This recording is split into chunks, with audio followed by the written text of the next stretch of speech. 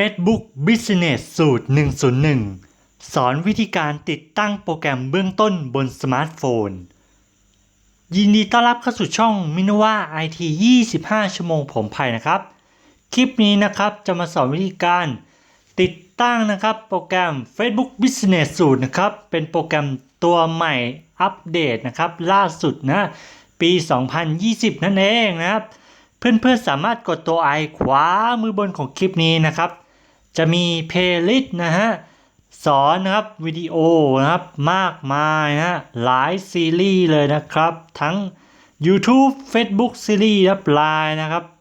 WhatsApp ก็มาแล้วนะฮะ Zoom นะ TikTok ก็สอนนะจ๊ะมาก็ทำการนะครับติดตั้งนะครับแล้วก็กดเปิดไปได้เลยนะครับรอสักครู่หนึ่งนะครับระบบจะทำการนะครับเชื่อมต่อนะครับรอแป๊บหนึ่งนะสมัยก่อนนะครับแอปนี้นะครับจะเป็นสีส้มนะครับเป็นรูปธงนะครับตอนนี้อัปเดตนะครับก็ทำการเชื่อมต่อกับ Facebook นะฮะรอสักครู่หนึ่งนะครับมาดูสิหน้าตามันจะเป็นยังไงนะครับโอเคนะครับเรียบร้อยแล้วนะครับเมื่อทำการติดตั้งนะครับหน้าต่างก็จะเป็นแบบนี้นะครับด้านบนนะครับจะเขียนว่าแอปตัวจัดการนะครับเพจนะครับได้เปลี่ยนเป็น Facebook Business สูตรเรียบร้อยแล้วนะครับเนี่ยก็กดเริ่มต้นใช้งานได้เลยนะครับเนี่ยก็จะมีหน้าต่างแบบนี้นะครับไม่ต้องตกใจนะให้เราสังเกตด้านล่างนะครับจะมีปุ่มสีน้ำเงินนะครับกดเข้าไปเลยนะครับเปลี่ยนใช้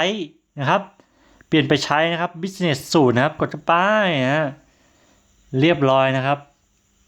โอ้โหหน้าต่างนะครับนะฮะมันเปลี่ยนไปมันเปลี่ยนไปฮะด้านบนซ้ายมือครับเหมือนเดิมครับนะก็สามารถนะฮะเลือกเพจได้นะจ๊ะเดี๋ยวจะมานะครับเจาะลึกกันนะครับว่า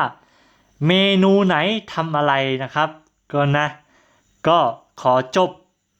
การนำเสนอคลิปเพียงเท่านี้นะครับถ้าถูกใจก็กดไลค์กดแชร์กดคอมเมนต์นะครับถ้าจะติดตามคลิปใหม่ๆก็กด Subscribe แล้วก็สั่นกระดิ่งไว้ด้วยนะครับขอบคุณมากครับ